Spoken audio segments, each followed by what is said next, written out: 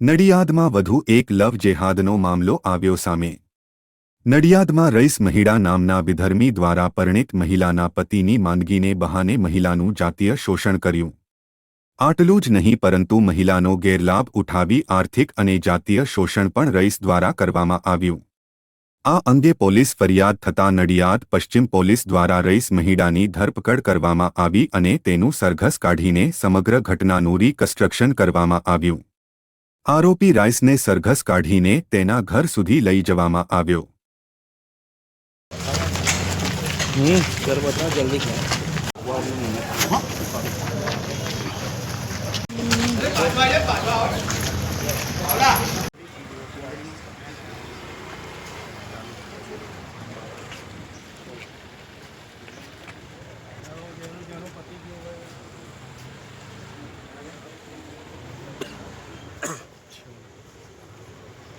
પશ્ચિમ પોલીસ સ્ટેશનમાં ગઈકાલે રાત્રે ગુનો દાખલ થયેલ છે, જેમાં બળાત્કાર અંગેની ફરિયાદ પીડિત મહિલાએ આપેલી છે અને જે આરોપી છે એ રઈસ જશુભાઈ મહેડા કરીને છે।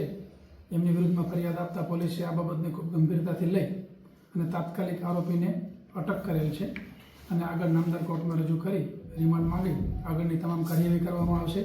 વૈજ્ઞાનિક પુરાવા, અન્ય સાંયોગિક પુરાવા, તમામ પુરાવા મેળવી અને ખૂબ જ સારી રીતે તપાસ થાય ડીવાયએસપીના સુપરવિઝનમાં તપાસ સોંપવામાં આવેલી છે અને યોગ્ય તપાસથી નામદાર કોર્ટમાં ચાર્જશીટ કરવામાં આવે અને પીડિતાને ન્યાય મળે એ પ્રકારના પ્રયત્નો કરી રહ્યા છીએ।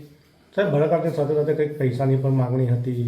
હા, ફરિયાદની અંદર બળાત્કારની અને બંને એકબીજા સાથે આશરે 7 વર્ષથી પરિચય અને ઓળખમાં હતા, પરંતુ જે ફરિયાદીનું કહેવું છે કે અમુક સમય બાદ જે પૈસા એમની પાસેથી અવારનવાર લીધેલા અને ધમકી આપતા હતા, પોતાના છોકરાને મારવાની ધમકી આપતા હતા અને ફરિયાદીનું શારીરિક શોષણ કરતા હતા અને એ બાબતમાં ફરિયાદીએ ફરિયાદ આપેલી છે।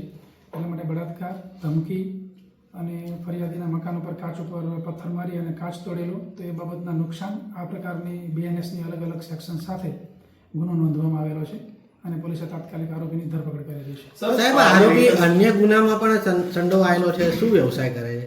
હા, આરોપી જે છે એના અન્ય ગુનાહિત ઇતિહાસ છે, એની વિરુદ્ધમાં દારૂના અમુક ગુના છે, એકાદ જુગારનો કેસ છે અને એ પ્રકારની પણ એની વિરુદ્ધમાં અગાઉ તમામ પ્રકારના પગલાં લેવામાં આવેલા છે। ભૂતકાળમાં પણ એને જેલમાં ગયેલો છે, પોલીસે ભૂતકાળમાં પણ એની ધરપકડ કરેલી છે અને આ ગુનો ખૂબ ગંભીર છે, જેથી આની ખૂબ જ સારી રીતે તપાસ થાય એ પ્રકારે માર્ગદર્શન આપવામાં આવી રહ્યું છે।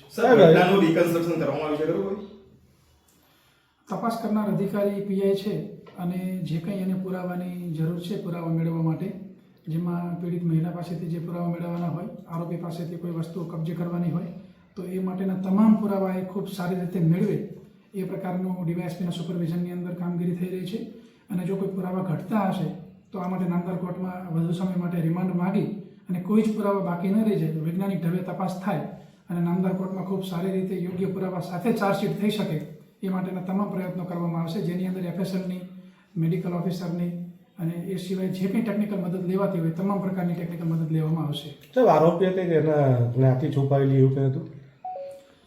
ફરિયાદની અંદર ફરિયાદીના જણાવ્યા મુજબ એવી હકીકત જણાઈ આવેલી છે અને આ બાબતની ગંભીરતા લઈ અને તપાસ કરનાર અમલદાર પીઆઈ છે એને ખાસ સૂચના આપવામાં આવેલી છે કે તમામ મુદ્દાઓ પર તપાસ કરવામાં આવે। ઓકે.